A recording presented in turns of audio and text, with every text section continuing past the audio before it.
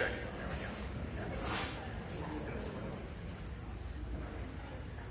Good afternoon, everyone, and welcome. My name is Jeremy Edwards. I'm the Senior Associate Dean at the Harris School, and it's my pleasure to welcome all of you here today. Today marks the end of our third annual Development and Central Bank Week at Harris.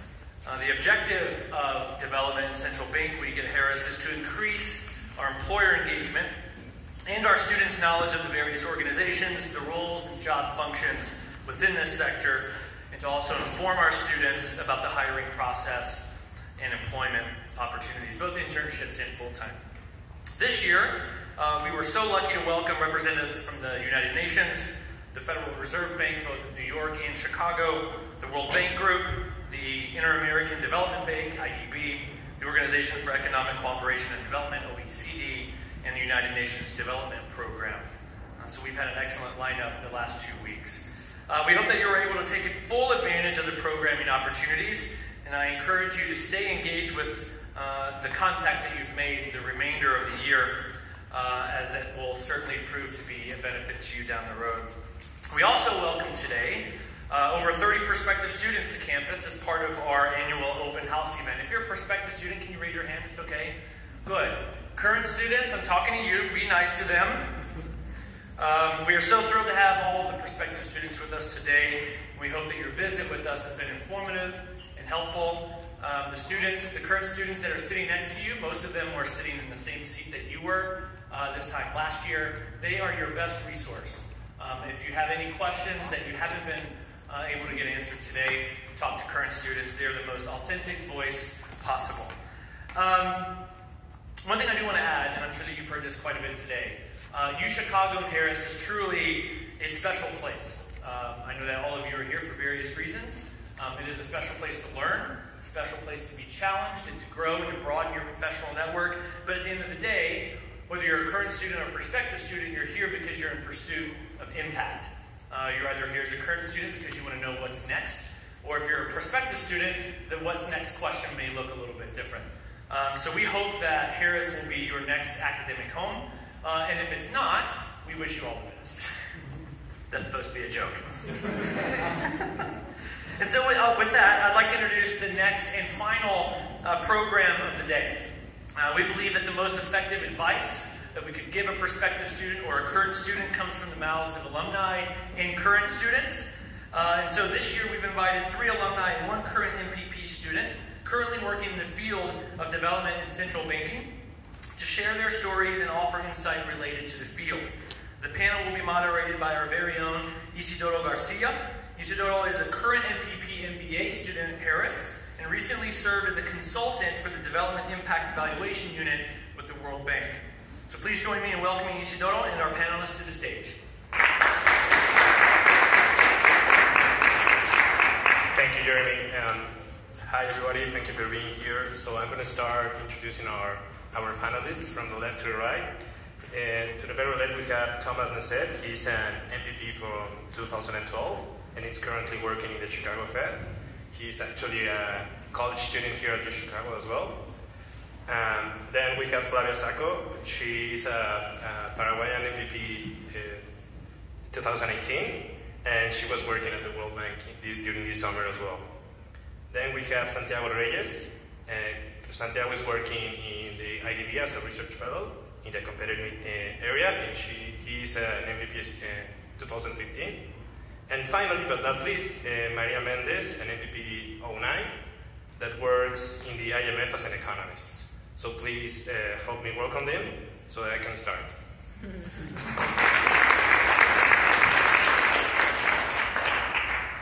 So I'm going to start by asking you a little bit about your background and how you came here prior to Harris, and how did that fit about searching for a job in a development bank. Perhaps we can start with you, Maria. Sure. Hi, everybody, and thanks to the Harris School for having us. It's always a pleasure to come back to campus and see familiar faces. As Isidoro mentioned, I'm an MPP from 09. Prior to that, I did my undergrad in economics at Boston University. I was a research assistant at the IMF in the African department immediately after college. Then spent a year in Guatemala's Financial Supervision Agency, that's where I'm from. Then he came to Harris for 2 years, and afterwards worked for the World Bank in multiple short-term contracts before going back to the IMF. At the IMF, most recently, I've been there for the last 7 years. I've split my time between 2 career tracks, and I'm happy to talk about both during the networking session. First, I was in the financial career stream as a financial officer, and then I switched to the Economist career stream, and I've been there for the last 2 years in the Middle East department. Harris was a wonderful pause of studies in this professional career. I think it really helped me gather both analytical and interpersonal skills that have helped my career thereafter, and not just for the connections I made, for the quantitative skills that it brought me, but also just for the sheer experience of being here at the University of Chicago, which is quite a privilege and a gift. Well, my name is Santiago Reyes. I'm an MPP from 2015. Before coming to Harris, I studied economics in Colombia. I also did my master's in economics there. And I was working as a consultant, especially in terms related to the promotion of the private sector in Colombia with different government agencies such as the Chamber of Commerce or the Ministry of Production or Agriculture. And then I started working at Innovations for Poverty Action, managing the impact evaluations that they were running in Colombia, also related to the promotion of innovation and entrepreneurship. Then in 2013, I came to Harris to do my master's, and through an internship that I got in my master's, I started working in terms of in topics related to angel investing, and well, from there, as soon as I finished my master's, I went working as a research fellow at the Inter-American Development Bank, where I have been for almost more than 2 years. First at the research department, and now in the Competitiveness and Innovation unit of the IDB. Hi everyone, my name is Flavia Sacco. I'm a current second-year MPP student from Paraguay. Before coming to Harris, I was working at the Ministry of Economic and Social Planning in Paraguay. I also had a bachelor's degree in economics from Paraguay too. And this last summer, I was working in the World Bank as an intern. I was there from July to September. I was in the impact evaluation unit that is part of the research group of the World Bank. Everyone, Tom Naset. I work for the Federal Reserve Bank of Chicago. For those of you familiar with the Fed, we do a lot of things. We have a setting financial policy for the U.S. We were involved in some central bank services that we provide, and then we also have are responsible for supervising and regulating the banks in the U.S., both small and large. I'm a 2012 graduate of Harris. Before coming to Harris, I actually was in law school. I did law school at DePaul here in Chicago, and prior to that, I did my undergrad here at the college, studying political science. I got into the Fed at a event very similar to this. Actually, there's any current first-year students who aren't really sure what sort of direction they want to take their career. I can very much empathize with you. That's where I was, and I ended up at a career panel, and I was listening to someone speak. Her name is another Harris grad who works at the Fed, and I connected with her afterwards, and I ended up, going into an internship between my first and second year. Had very little sort of background in the banking sector, and I've been there 6 years now. So if you're sort of not sure what area you want to pursue, don't worry about it. There's a lot of people like you. So great. We have heard about the Chicago Fed, the IMF, the World Bank, and the IDB. So I was curious about how your organization differentiates from the other development banks, and what makes it different, both in terms of the function and in terms of the institutional organization. If you mind starting, Thomas, please. Sure. So I don't know if I'm the perfect person to answer this question. So as I said, the Fed has some of the sort of traditional central bank operations of the Federal Reserve. I'm not involved in. I'm involved on the supervision and regulation side. So in terms of sort of contrasting it to the sort of other sort of development banks, maybe I would sort of pitch it to another member of the panel. I'm happy to take that. Yes, please, Mary, since you were in that. Sure. Let me take you a little bit back to your contemporary history and back to the 1940s, in particular to the end of the Second World War, where the superpowers met, and I'm talking here only Fund and World Bank, but I'll say something about the ING as well. And they met at Bretton Woods, and they came out with what is known as the Bretton Woods institutions, right? And so they said, okay, the world conflict came out of this collapse of coordination amongst nations, and so we need to build back that up again, and let's do it in a formal institutionalized platform. And so they saw 4 areas that should be taken care of, so to speak, or 4 purviews, or 4 mandates.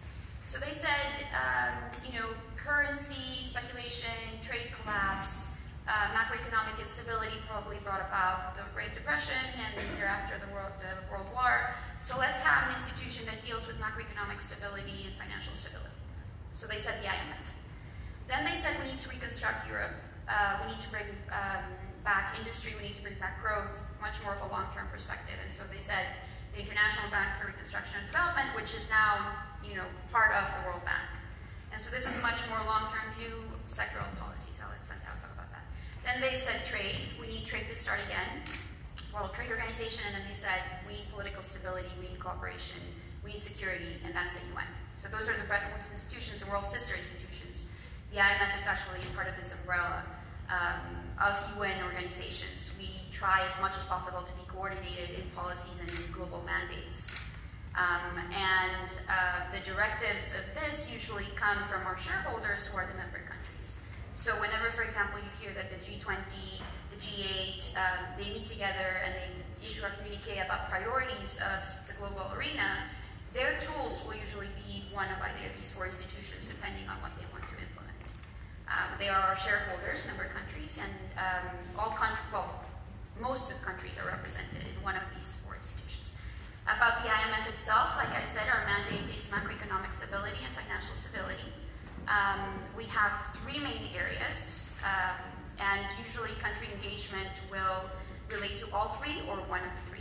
The first one is surveillance. Like I said, a lot of negative practices that happened in the last century were thought to be conducive to conflict. So speculation of the currency, macroeconomic instability, beg our thy neighbor policies. So we have articles of agreements that bind our members to surveillance exercises. And so the fund has the purview and the mandate to come into countries, check out their macroeconomic policies, and then issue out an opinion about it. The second thing is lending. When countries, you may have heard in the news, Greece, Ukraine, Poland, for example, run into financial difficulties or balance of payments problems, meaning problems with their liquidity, they come to the fund, and our lending products are usually short-term, directed for beefing up their central bank reserves or budget support. It's a short-term thing. And then finally, we have capacity development and technical assistance. So, for example, Iron Curtain countries came out of the Soviet Union, no currency, no central bank. How do we do that? The fund is, it's deployed, we get there, we help them out with macroeconomic issues, debt analysis, statistics, macroeconomic analysis, capacity at the Ministry of Finance to administer and issue debt, for example. So that's the third part. I want to point out one key difference with the World Bank, which is the nature of our lending products, because usually World Bank projects will be more long-term. And so their loans will also reflect that, and their projects will also reflect that. So while you are seeing, say, for example, a country has an engagement with both the World Bank and with the IMF, an IMF program will be a prerequisite for World Bank programs. Their programs will be much more geared towards the longer-term growth and the sectoral development, whereas IMF programs will be geared towards macroeconomic stability and financial stabilization of the country. Well, the IDB, as the name, it focuses on giving loans, grants, and technical assistance to Latin American and the Caribbean countries. Within the IDB, there are two main divisions. One, the research department, that is where all economists sit to look at what are the problems that the region has and what type of policies can be implemented in the different countries. And then you have the different units, the operational units of the IDB, that are the ones that give, well, each one has a mandate. So I'm working on the Competitiveness, Technology and Innovation unit. So for example, our goal is to promote innovation and entrepreneurship.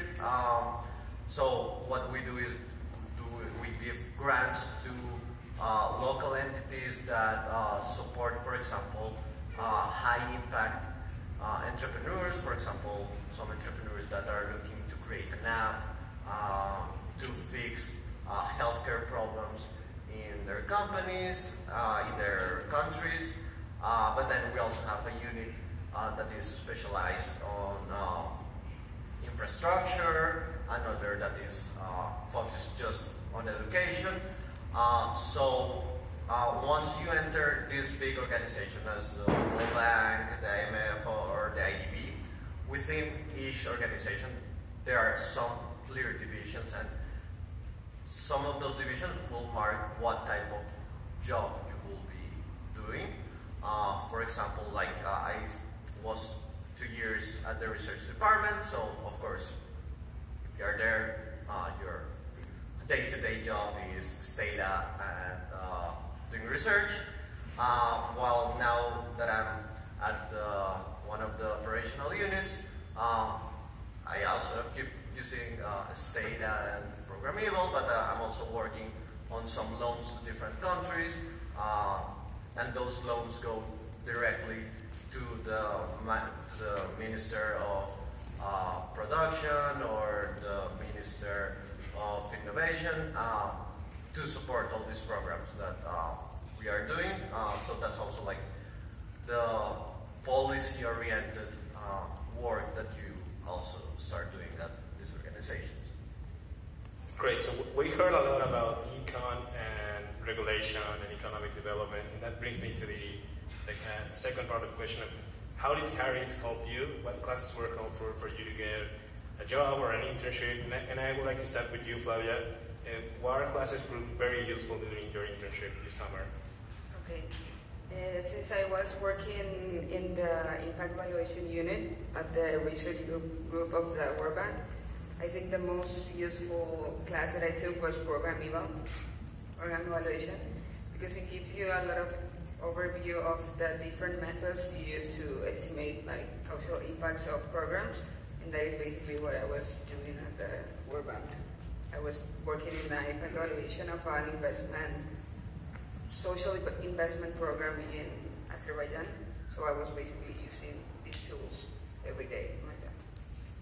And switching to Thomas, you mind sharing us like what are your like day-to-day duties, perhaps your most fulfilling project, and when were Harris classes useful? Yeah, absolutely. So in terms of, I think among the fellow panelists, I probably have the least amount of sort of quantitative and analytical sort of work that's a component of my job. I'm definitely more on the enforcement. I do a lot of enforcement work and a lot of regulatory work, which probably in theory should involve more quantitative and analytical work, but in practice often it doesn't.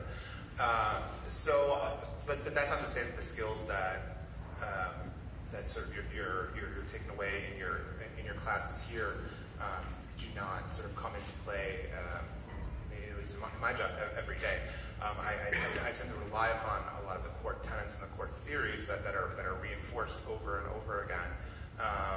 Throughout your years at Harris, just basic theories that underlie a lot of what you're doing in behavioral economics classes and just in micro, really that really come to play in the way that we at the Fed try to structure our our approach to supervision and our approach to financial regulation, that to ensure that that the regulations that we set encourage banks to operate in a compliant manner, and a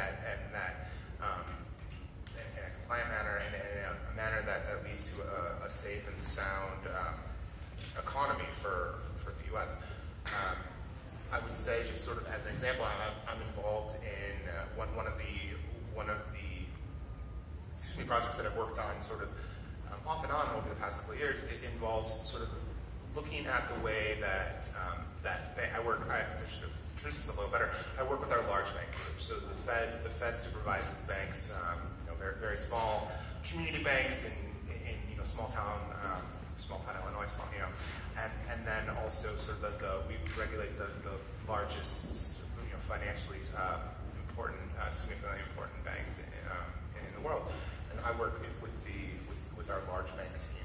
And one of the projects that we've worked on is the way that especially large banks incentivize their employees. We've all, you can't pick up a paper and not read about bankers. Wells Fargo is a very good example. Bankers who are doing bad things, and then they get very large paydays out of that. That I think a lot of people take away sort of how could that happen, and the way that happens is because there are incentive schemes that are in place at large institutions that don't necessarily incentivize correct behavior, and that's something that we care about very deeply, and that we've sort of across the industry have attempted to sort of address, and a lot of that relies very heavily on just sort of core theories of behavior that you're learning and sort of studying here at Harris. Santiago? I really tried to take all the classes that I thought that I was still lacking some expertise. As Flavia was saying, I took Program Eval, but the ones that have been more useful for me has been survey questionnaire design, for example. That before coming to Harris, I designed surveys thinking that, that question sounds like good. Then you come to realize that no, it was wrong. You're maybe misleading the respondent, and then you start looking at all the expertise that is behind these small concepts. So that one was really good. I also took advantage of all the courses that you can take in Harris and outside of Harris. I took many classes at Booth, given that I was working in entrepreneurship programs. I think at Booth you have also like entrepreneurial finance that is really good. For me, like it really depends on what you want to do. You can pick really good topics to get that expertise that you lack before coming to Harris. Well, Adam asked me this earlier, and I was like, I can't tell you which class, but now that I think about it, I work for the Middle East department at the IMF, and I think the Polyecon class, PEP, was super useful. I don't know if it's still called that, political economy or public policy. APs now, and I think politics. Okay, and it's still taught by Professor Bueno de Mesquita. Yes. I think, now that I sit down and think about it, I think this was super useful as part of the core. The core itself is fantastic. I mean, pummels your brain into thinking a certain way. Devoid, absent of judgment, in the sense that they don't tell you what to think, but how to go about it, right? Thinking. So you can say, for example, you're in the spectrum of ideology or on one side or the other, it doesn't matter. The core really teaches you how to approach a question and answer it on all sides, right? Through econometrics, through microeconomics, through political economy. So I'm going to say the core in and of itself, but PEP in particular has been useful to me. I'm a desk economist for Tunisia, and the politics of it are fascinating. There's a lot of insider-outsider, there's a lot of profit sharing, there's a lot of rent-seeking. And so these are concepts that the Harris School teaches you how to think about formally and address in like a methodical way. So if, for example, someone asks me, will we be able to pass tax reform can we reform the pension system? What do we do about subsidy reform? Then it helps to think about these concepts in this way that the Harris School taught. Great. So we were talking about the comparative advantages of Harris in the core, and the possibility to take classes outside of Harris and inside University of Chicago. So like turning into like the Harris comparative advantage, what would you say is the skill set of Harris students that is needed, and how should parent students and prospective students showcase these skills to get a job in these organizations? We can start with you, Maria. Sure. I think what I just said, that the fact that you're able to present this framework that you have, this thought process, is important. I mean, I do think that Year of the Core really strengthens your analytical skills and gives you an approach to problem solving. Again, whether you're doing art policy, family policy, economics, or whatnot. So it really gives you this set of tools to go about problem solving in a methodical way. Whether this is a problem with data, like that you would solve with econometrics, or whether this is a problem of policy, like you would, or politics, like you would, for example, in my line of work with proposing economic reform. So I think that's one thing. I think the other thing about Harris that has given, we can talk brand names, and University of Chicago branding will certainly carry you through and open a lot of doors. The other thing about Harris is, the faculty.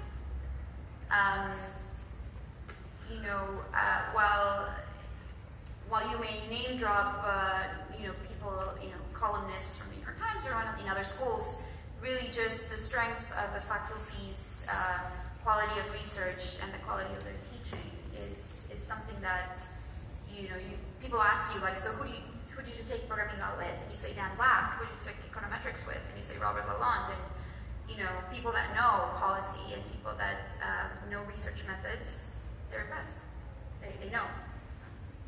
So, like, twisting a little bit for you, Santiago, like, what sort of skills do you look at when you're having a resume from any prospective worker, and especially from Harris?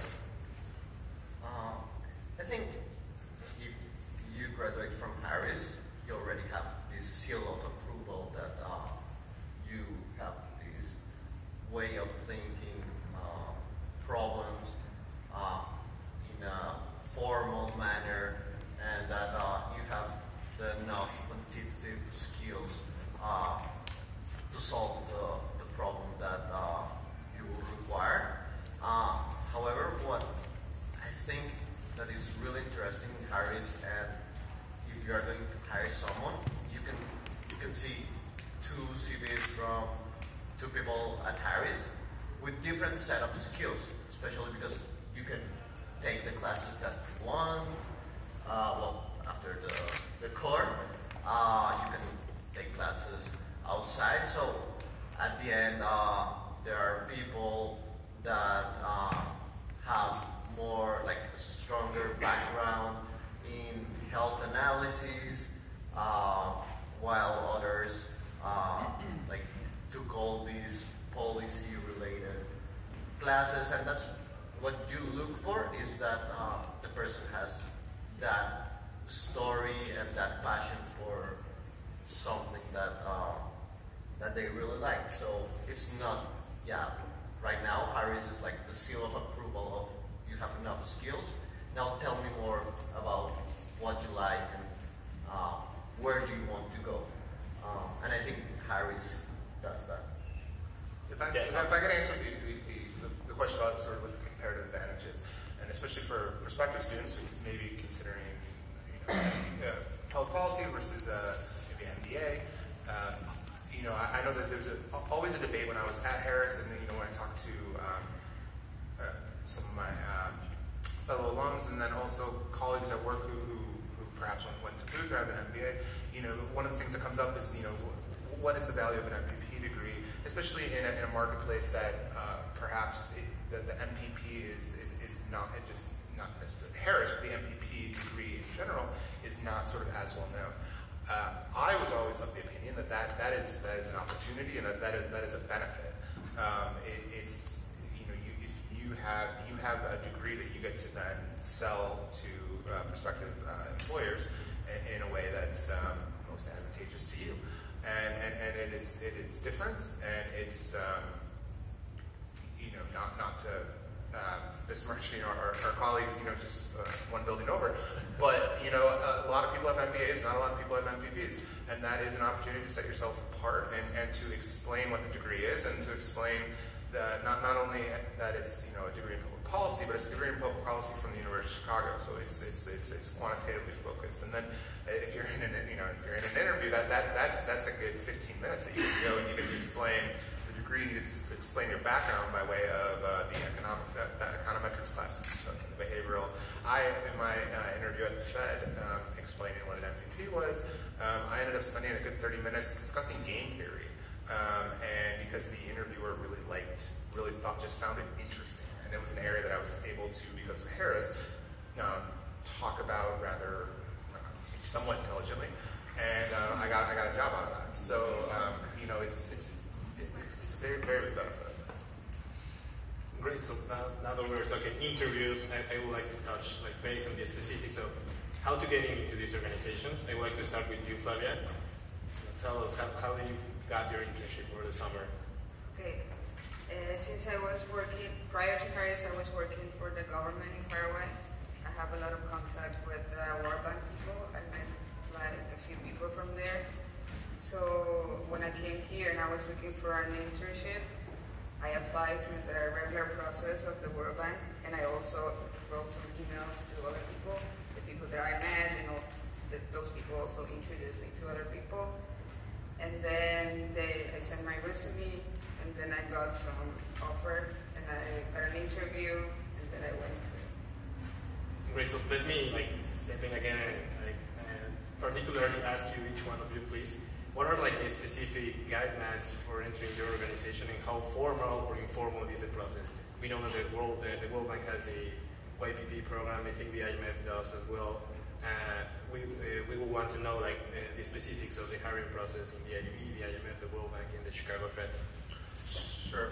For the Chicago Fed, actually not sure how formal the process, but so my path in the Chicago Fed, as I think I said in my intro, I followed up with a panelist who's a Harris alum and current and still employed with the Chicago Fed. I followed up with her after, and some back and forth, and I ended up applying into the internship program. They do have an internship program at the Chicago Fed. However, it's very much geared towards undergrads, and so I didn't let that deter me.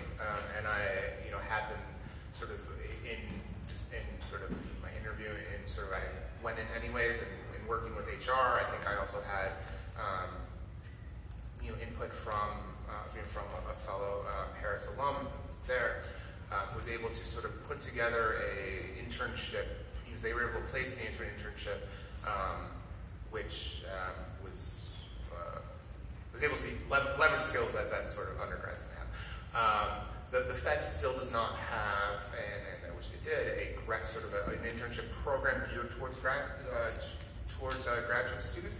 However, there are opportunities at the Fed. So I would say, don't let something like that deter you. It still is beneficial to sort of reach out to contacts, and if you're sort of an exciting candidate, institutions will sort of will try to make it work, and that's definitely my experience. Well, at the IDB, there is a program that is the Research Fellowship, the one that I got accepted into. It usually runs from February to April, and those big programs are really formal. You need to apply online, but not only just fill out your name and send your CV, but they ask for recommendations. They ask you in what field do you want to apply, like micro or macro.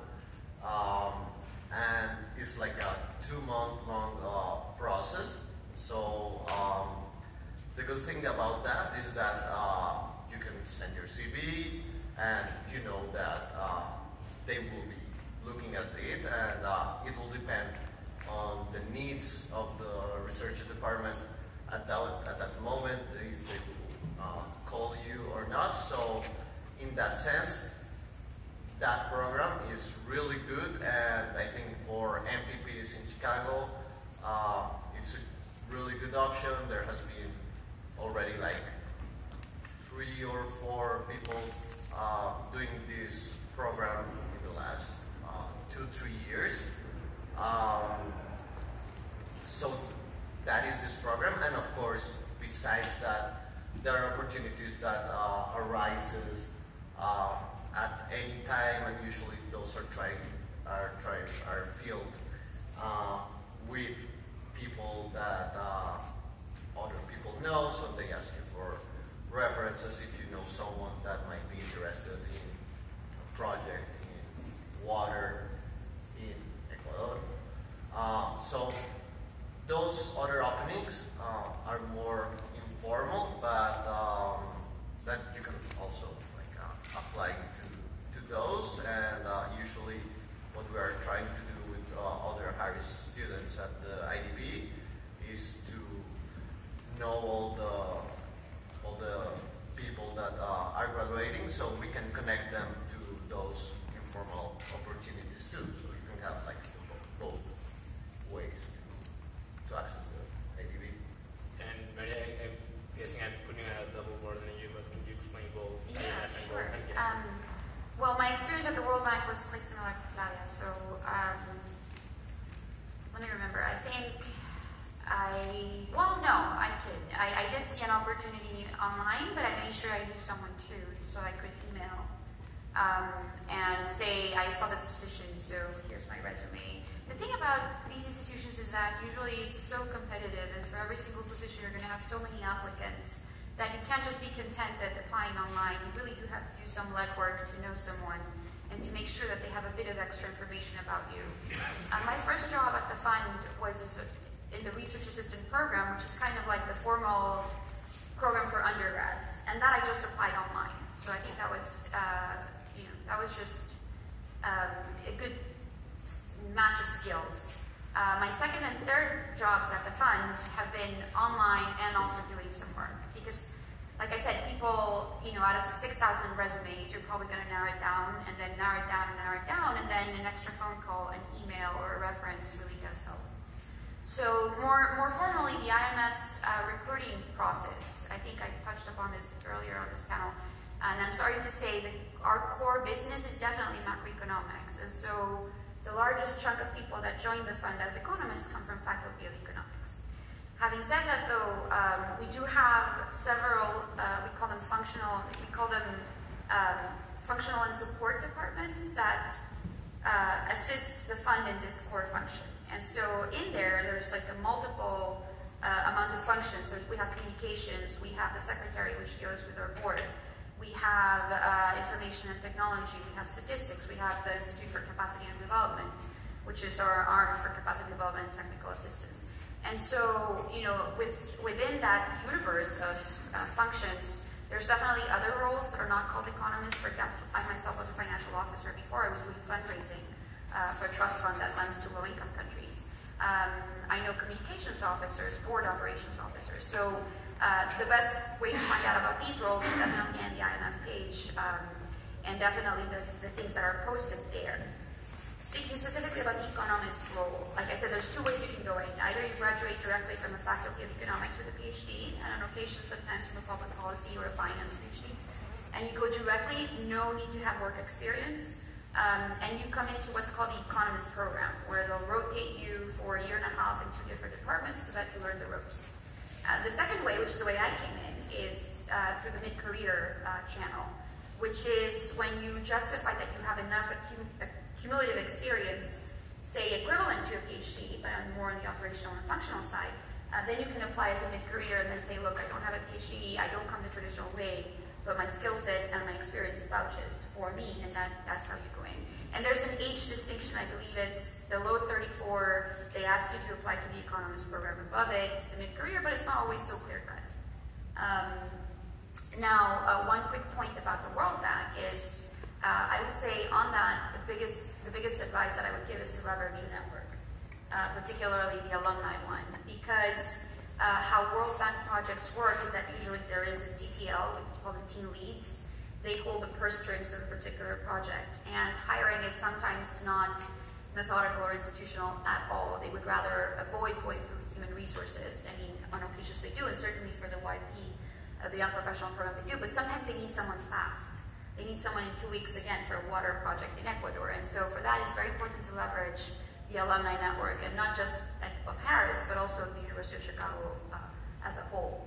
And there my advice is just, email, call, come to DC on the Harris track if you can participate in it, or if you find yourself in DC, you do the outreach, you email, you say, give me 15 minutes of your time just to know what you do, how you got there, and what skills you have. And that's the best opening. Add people to LinkedIn. I find it a great tool to keep it in touch. And do the networking. Because the thing about these IFIs is that it's like that. It's super competitive. There's a lot of people that want to come work there. And so any little extra edge you have to solve, asymmetrical information, if I can apply that concept Harris taught me, then that works to your advantage. Yeah, so I would like to open for Q&A. Not all at once. Anyone? Yes.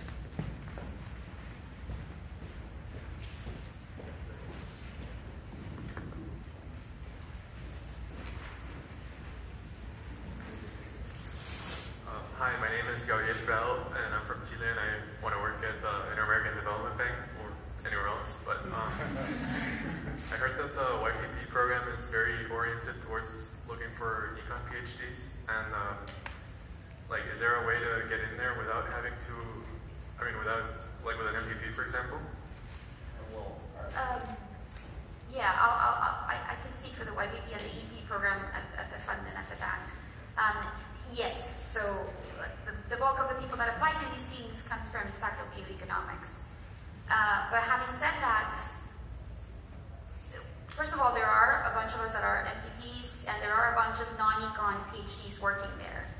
The thing about it is, if you think about it, both the core functions are economics, but on top of that, there's a sectoral component to it, right? So if you're interested in the World Bank, the World Bank is Naset. There must be some sector that you're interested in. Let me put an example: infrastructure, water management, gender policy, poverty reduction, debt management. So in that sense, yes, I think most recruiters would be biased and say, okay, just give me a PhD, have me over the resumes.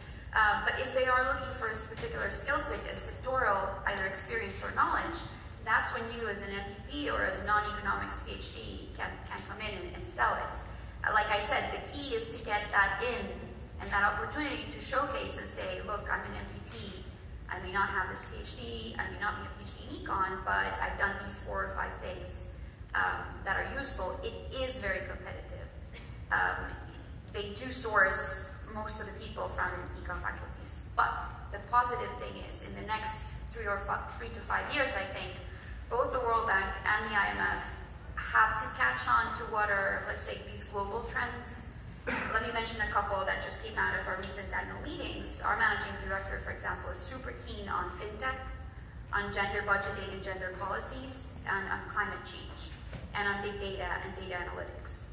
So these 4 things are not your traditional econ material. You don't see a whole lot of people doing that. So I think it's a matter of knowing where the trends are going.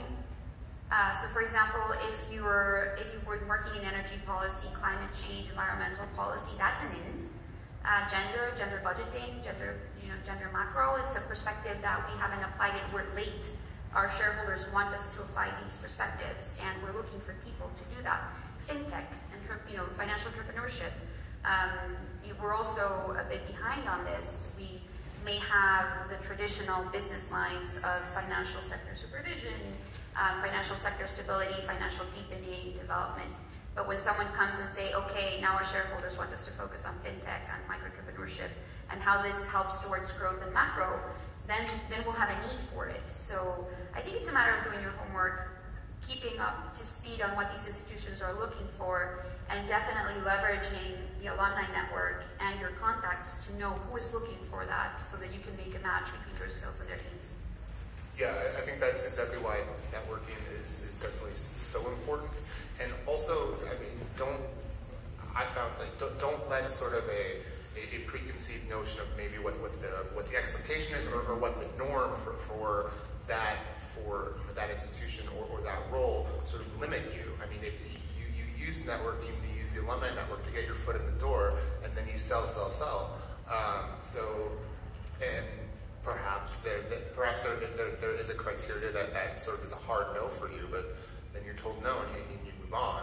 But I would very much encourage everyone to, sort of, if the role seems like a stretch, I think a lot of us have gone for stretch roles, and some of us have gotten them. So there's no harm in trying. For example, at the IDB, well, some of the programs like the research fellowship is done just for people with MPP or just like any masters, but also like some of the roles and positions that are open that they say that they require or that it's preferable to have a PhD. As Tom was saying, don't get discouraged.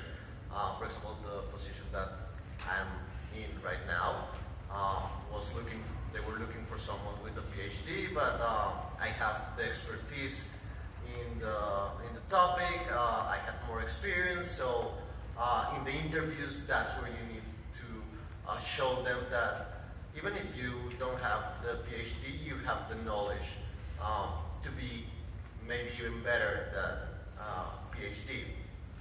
And also for the YPP program of the World Bank, for example, the interview process is not only like a technical one, but they also have some leadership skills that they want to see, and that's something that you need to strengthen also. Like they don't want someone that is the best PhD or quant person, but they want a leader that is able to lead different teams under stressful circumstances, and that's what they want you to show that you are able to do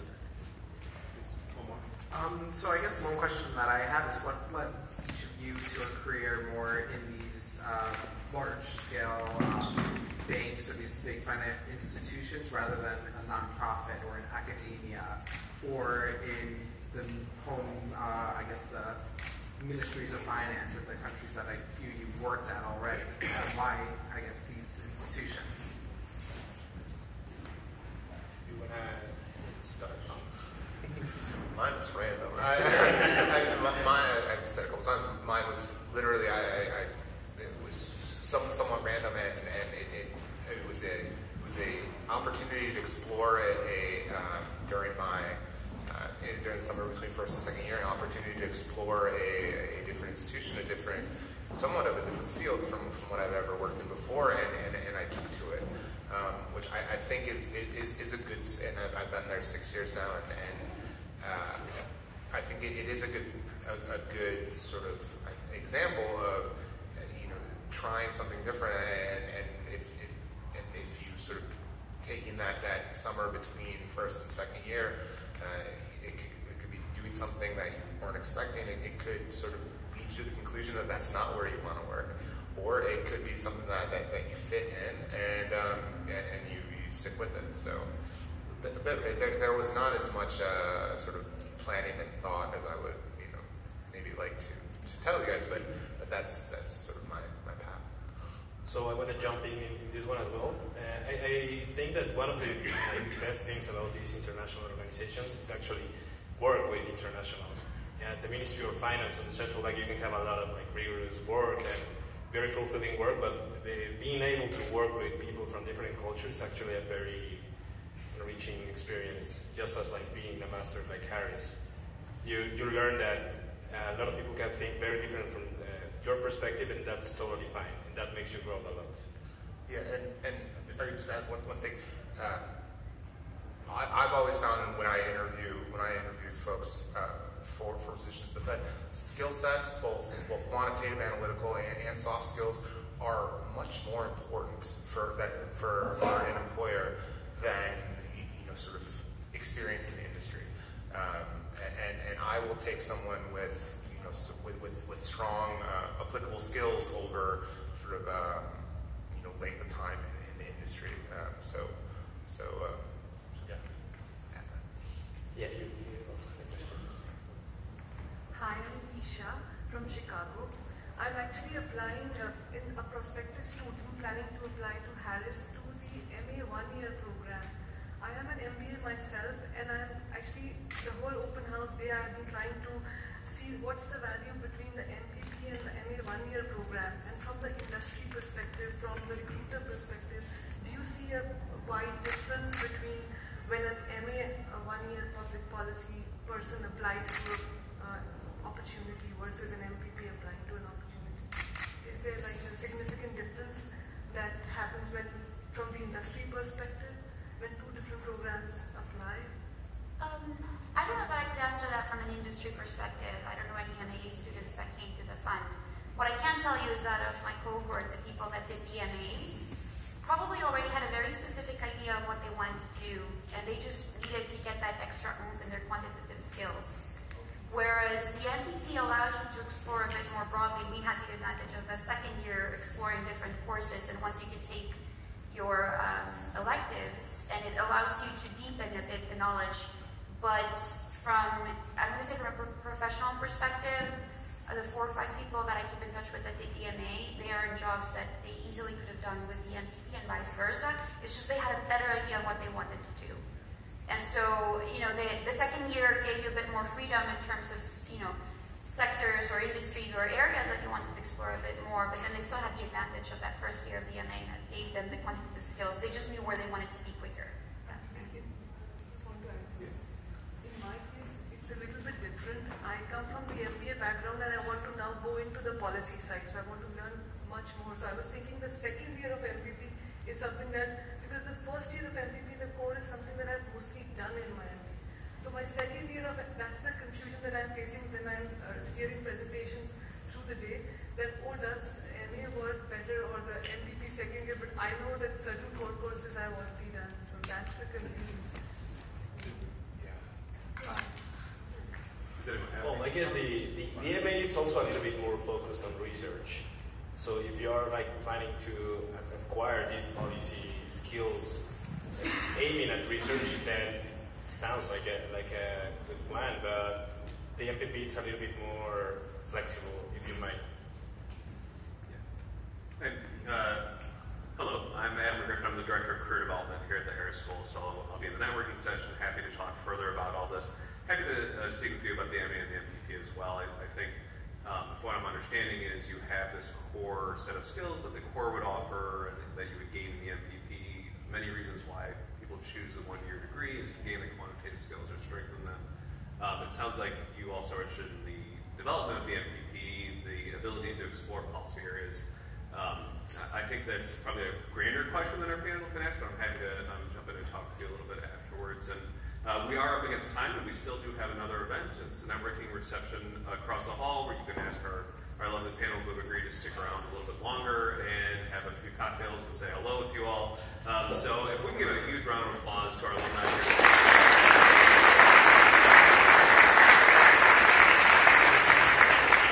Thank you all for taking the time, and we're back across the hall in the library. So thank you.